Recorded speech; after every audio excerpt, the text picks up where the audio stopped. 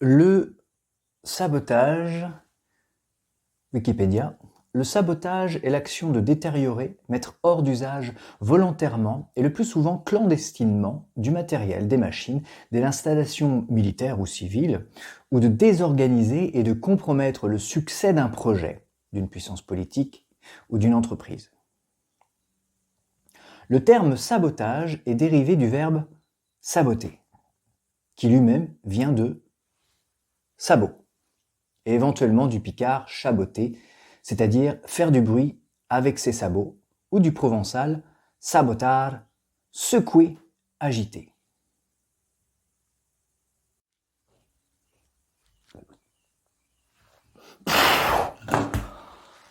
Oh. L'expression avoir les deux pieds dans le même sabot signifie être dans une situation de stagnation ou d'immobilisme. Elle évoque l'idée d'une personne qui ne parvient pas à avancer, comme si elle était coincée dans un seul et même sabot. Cette image met en avant le fait de ne pas pouvoir, de ne pas savoir, de ne pas vouloir prendre de décision, souvent par peur du changement. Ainsi, on utilise cette expression pour décrire quelqu'un qui reste figé dans ses choix et ses actions, sans envisager d'alternative. C'est une manière de souligner un manque de dynamisme ou de volonté d'évoluer.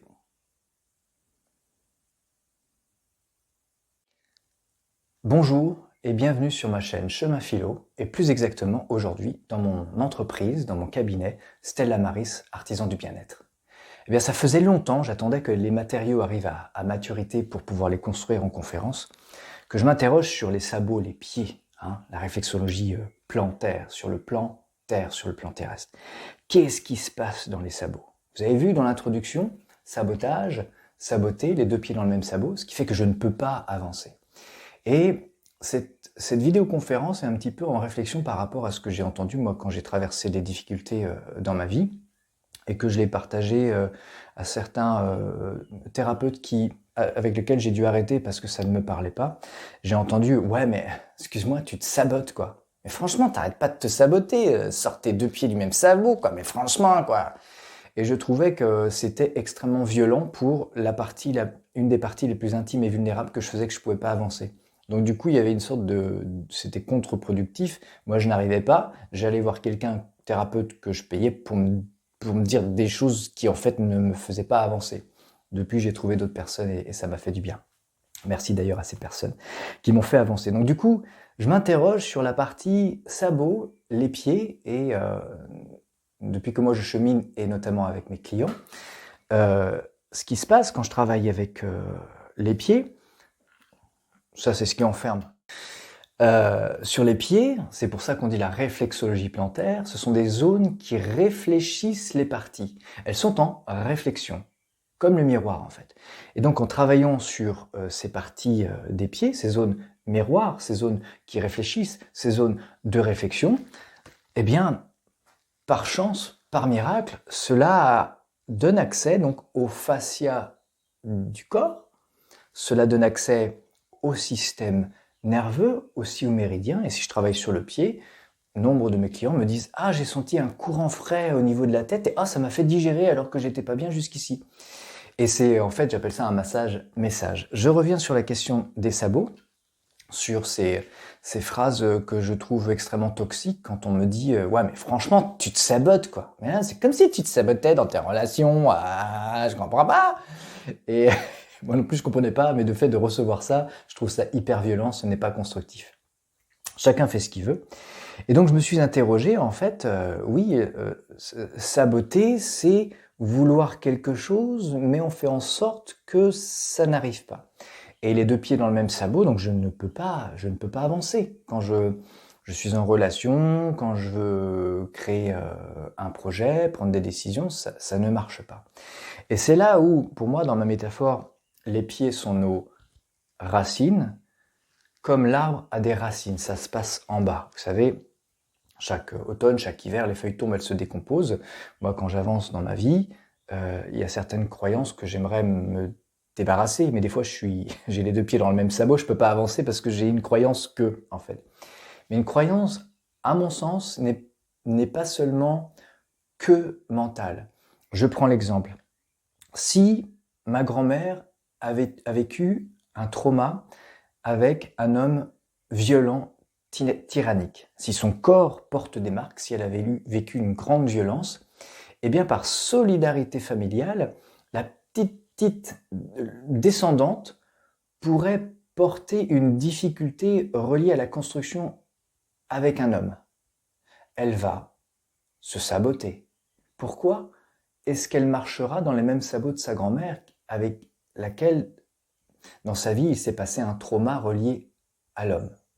Et si mon grand-père a vécu quelque chose, une relation avec une femme castratrice, violente, et qui n'aura pas su trouver sa place, ça n'a pas été réglé du temps de son vivant, eh bien le petit-fils, il va se saboter dans sa relation à la femme, il aura peut-être du mal à construire avec une femme, instaurer une confiance, ou au-delà de trouver sa place. Et c'est là où c'est intéressant. Et donc, la petite fille, qui aura, j'aime pas le terme facture, mais qui aura, on pourrait parler en termes de karma, mais là je pense que au niveau de l'héritage familial, on va dire émotionnel, cela se passe sur plusieurs points. Il y aurait la théorie, la première théorie suivante, où quand j'ai un héritage émotionnel familial, c'est parce que par loyauté, j'aime tellement ma grand-mère, j'aime tellement mon grand-père inconsciemment, que j'aimerais, puisque cet égrégore, vous savez, ce ballon de baudruche qui contient plein d'énergie qui n'est pas libérée, plein d'émotions qui n'est pas libérée, ça n'a pas été libéré, eh bien, j'aime tellement ma grand-mère, j'aime tellement mon grand-père, que comme dans leur vie, ils n'ont pas pu libérer ces émotions, c'est moi qui vais devoir libérer ces émotions. Et par voie de conséquence, si ma maman n'était pas au courant de ce qui s'est passé avec mon grand-père, ma grand-mère, si mon papa n'était pas au courant de ce qui s'est passé avec mon grand-père et ma grand-mère, tout ça c'est occulté, c'est-à-dire maintenu dans un coffre-fort fermé à clé. Moi, si je répète une relation avec mon mari, si je répète une relation avec ma femme, ou si je répète une situation avec l'argent aussi, si moi je n'arrive pas à gagner ma vie, est-ce que c'était lié à mon arrière-grand-père qui a fait faillite et toute la famille a dû payer, ils étaient dans le besoin? Du coup, moi je peux rencontrer des difficultés pour générer de l'argent, des difficultés pour trouver ma place avec ma femme, des difficultés pour trouver ma place avec mon mari. Et c'est là où, quand on va voir un thérapeute qui n'est pas spécialement compétent et qui vous dit avec une grande, une grande violence, ouais mais tu te sabotes quoi.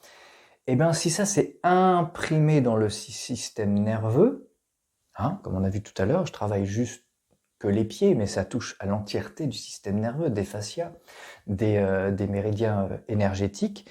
Et lorsque je reçois une personne, il y a un petit temps d'entretien avant. Souvent, quand elle vient me voir, c'est qu'il y a un seuil à passer. On le passe pas avec la tête ni avec les mains un seuil, on le passe avec le pied un seuil pour arriver dans un autre endroit profane ou sacré. Et c'est pour ça que ma réflexologie plantaire, je la qualifie de holistique parce qu'elle est autant mécanique, parce que j'étais un ancien menuisier charpentier, donc les piliers, il faut que ça tienne. Énergétique aussi, nous sommes faits d'énergie. Émotionnel, nous avons des émotions, les nôtres, pas que les nôtres, celles de notre arbre généalogique aussi, à dissoudre lorsqu'elles sont maintenues en rétention. Et donc, j'ai vraiment envie de voir la réflexologie plantaire en globalité, c'est-à-dire en holistique. Je l'approche comme ça en tout cas. Et ce que je voulais vous dire, c'est que avec cette métaphore de seuil, de je me sabote, peut-être que je me maintiens par protection, mais là aussi c'est la théorie polyvagale qui fait que quand je suis dans mon vagal dorsal, je suis traumatisé par ce qui s'est passé avec ma grand-mère, traumatisé inconsciemment ce qui s'est passé par mon grand-père, et moi dans ma vie je suis dans mon vagal dorsal, je me sabote, je fais en sorte que les choses n'arrivent pas. Comme je vous disais tout à l'heure, quand je fais émerger une problématique moi dans ma vie, des gros soucis d'argent, cela met en conscience la scène de théâtre auprès des parents qui ne savaient pas que leur arrière-grand-parent avait fait faillite. Donc tant que c'est pas conscientisé, il y a de fortes malchances que ça se répète. Et la clé que je voulais vous transmettre, c'est quand on vous dit « Ouais, mais franchement, tu te sabotes », je ne trouve pas ça constructif, parce que dans notre système nerveux, l'arbre a peut-être laissé le trauma que il s'est passé ça avec l'argent, il s'est passé ça avec un homme, il s'est passé ça avec une femme, il s'est passé ça dans tel domaine, et qui fait que je ne peux pas passer ce seuil. C'est juste pas que j'ai pas envie, juste ouais bah tant qu'à faire, si je me sabotais, ouais j'ai envie de me saboter, ouais, ouais, j'ai envie de me saboter, tiens si je me sabotais, hein, ça a l'air pas mal, ouais je me sabote, voilà, tiens pourquoi pas, voilà. Non en fait c'est inconscient tout ça, c'est inconscient, et c'est ça vraiment la clé que je voulais vous transmettre dans cette vidéoconférence auprès de ce petit sabot là, que parfois quand je me sabote, c'est qu'il y a quelque chose qui a été emprunté. Et quand je dis emprunté, une empreinte, c'est-à-dire ça laisse des traces. E-I-N-T-E, une empreinte, ça laisse des traces. Et aussi, emprunter, du genre c'est pas à moi, je vais le prendre. Oui, mais à un moment donné, il faut que je le rende. Je vais emprunter les émotions de ma grand-mère. Je vais emprunter les émotions de mon grand-père. Et vous entendez, empreinte E-I-N-T-E, bah, ça laisse des traces. Et empreinte U-N-T-E, bah, je le prends à mon compte, mais en fait, c'est pas moi. Il faut à un moment donné que je le rende. Voilà. Et ça, c'est logé dans mon système nerveux et je vais le vibrer dans ma vie. Chut, chut, il ne faut pas dire que grand-père a commis des actes absolument abominables. Chut, il faut pas le dire. Chut, chut, il ne faut pas dire que grand-mère a commis des actes abominables. Chut, chut. Donc, les parents ne l'ont pas su. Donc, la petite fille, le petit-fils, lui, ça va émerger dans sa vie, qui va peut-être vivre des choses pas chouettes. Et cette situation, non seulement par amour inconscient, comme je vous disais tout à l'heure, la première raison, c'est que par amour, par l'ancêtre, il va essayer de le sauver en prenant un petit peu de son émotion. Je vais t'en prendre un petit peu parce que je trouve qu'on en a beaucoup là. Mais dans l'émergence de ces acteurs de théâtre dans sa vie, là où il trouve ses difficultés, ses parents peuvent voir où est-ce que ça va pas du tout, où un acte traumatique, un accident, une rupture, un divorce, de nouveau une faillite, de par la scène de théâtre que malheureusement le petit-fils ou la petite-fille vit dans sa vie, cela sera désocculté pour les parents. Tout est dans tout, c'est holistique. Tout est dans tout. C'est pour ça qu'on ne peut pas séparer bonjour monsieur, madame la cliente, je vous fais un massage, merci, au revoir. Non. Voilà, on pose le seuil où la personne a une difficulté et via, donc, pas les sabots, mais la voûte plantaire, j'ai pas la prétention non plus de désenvoûter, hein. Mais la voûte plantaire, il y a une question de passer un seuil. Où est-ce que je bloque? C'est ça la thématique que je n'ai pas la prétention de guérir ou de sauver. Je fais un co-travail avec la personne. En 1 heure, avec l'entretien et aussi le travail sur la voûte plantaire, en co-travail, on chemine pour « Ah ouais, d'accord, ah ouais, bah oui, quand vous me dites ça, Geoffrey, ça me fait penser à mon grand-père, je sais qu'il avait fait ça avec notre famille. Ah, d'accord. » Quelque chose se répète. Pour essayer de faire reconnaître à l'arbre généalogique que quelque chose de pas chouette s'est passé dans le passé, justement. Et dans les acteurs et les difficultés du petit-fils ou petite fille, c'est dur à dire, et vivre. En fait, une situation cherche à être émergée pour que l'arbre le voie. Et parfois, si le petit-fils ou la petite fille vit des choses vraiment pas chouettes, ah mais lui il est pas comme les autres, c'est soit un artiste, de toute façon il tombe sur une relation complètement toxique, il arrête pas de se saboter en plus, lui depuis dans le même sabot, alors, et donc on va l'exclure. Cette petite fille ou ce petit-fils dans les événements de sa vie, on va faire l'inverse en fait de la proposition guérissante, on va l'exclure. Et quand on exclut, parce que moi aujourd'hui je peux être l'ancêtre de quelqu'un dans 50, 100 ans aussi, hein. Et, euh, et nos ancêtres en fait ont commis des actes selon leur contexte, je suis pas en train de juger, qui ont parfois une résonance, une répétition chez la descendance. Et ça c'est dans le système nerveux. Donc j'avais envie de vous emmener sur les sabots qui me font pas mal méditer. Donc depuis que je suis devenu réflexologue plantaire, que moi je chemine à la fois en tant que client en constellation familiale avec mes thérapeutes et en tant que moi thérapeute, posture de thérapeute avec mes clients, où quand je travaille sur les pieds, en fait, c'est pas que les pieds qu'on va voir. Quand on met les pieds dans le plat, c'est vraiment aux racines de tout l'arbre généalogique que parfois nous avons une résonance. Et comme je suis musicien, quand je chante un La près de ma guitare, et que je ne touche pas ma guitare, quand je chante un la guitare, elle, à 1 mètre, elle va faire... On appelle ça le phénomène de résonance. Et donc quand je travaille sur la voûte plantaire, je n'ai pas la prétention de désenvoûter, non, non. Mais on touche à qu'est-ce qui est bloqué dans le réservoir de l'arbre. Et c'est à ce moment-là que la personne, son système nerveux est informé qu'elle peut peut-être commencer dans le développement personnel et dans la guérison. Ce n'est pas une affaire de productivité et de rentabilité. C'est une affaire de rythme et aussi de kairos. C'est pas chronos, c'est kairos. C'est le moment où c'est mûr. Le moment où d'abord il y a une fleur, elle est fécondée par l'abeille. Il y a le fruit qui va naître, mais il est vert, pas tout de suite, on cueille pas tout de suite. La pomme commence à prendre sa forme, elle devient bien rouge et c'est le moment de la cueillir et de la savourer. De là, espace cueillir, mais aussi de L', accueillir. Eh bien, pour moi, c'est ça dans le tissu nerveux, tissu musculaire de la personne, afin qu'elle puisse arrêter de se auto-saboter. À mon sens, un accompagnement, comme moi je lis pour moi-même, est très important.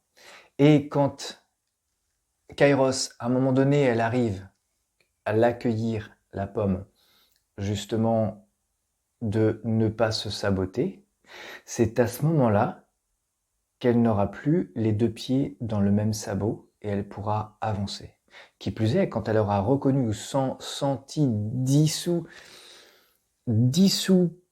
percer le ballon de baudruche, engranger de rétention, de trauma de l'arrière-grand-père, de l'arrière-grand-mère, cela sera dissous, pas par la tête, par les émotions, accueillir, parfois pleurer, ok, être ok avec ça, ça va décharger le système nerveux. Vous pouvez vous renseigner sur la théorie polyvagale.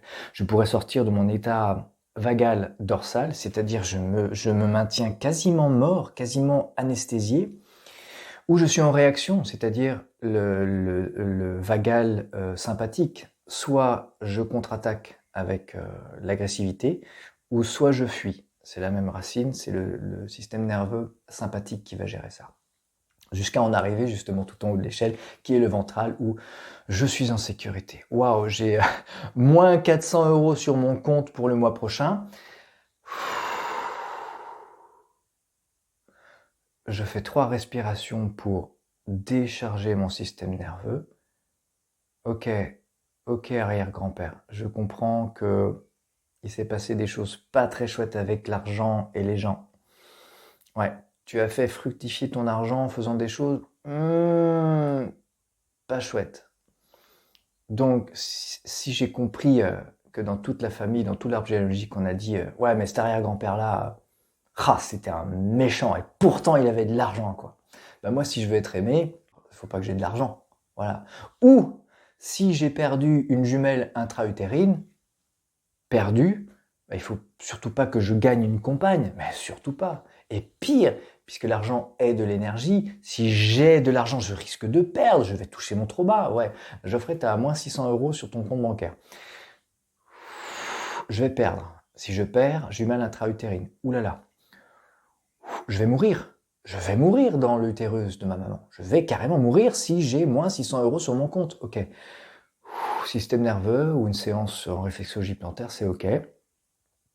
Et soit je trouve une solution pour jobber avec confiance et je peux réalimenter mon compte bancaire, ou soit c'était mon anniversaire, on m'a donné 700 € parce que il y a eu de l'argent.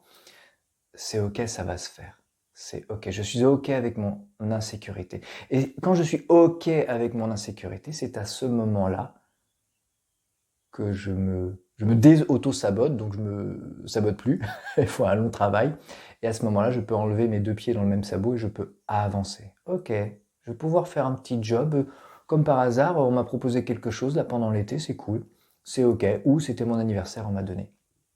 Voilà. Merci d'avoir écouté cette conférence, cette profondeur de toutes mes recherches, de tout ce que j'ai...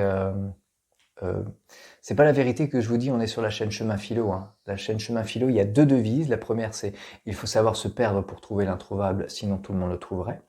Et la deuxième devise, c'est « Dans tout ce que je dis, vous êtes des grands, vous prenez ce qui vous résonne et surtout vous laissez tomber ce qui vous résonne pas dans toutes mes recherches et tout ce que je vous propose. » Voilà.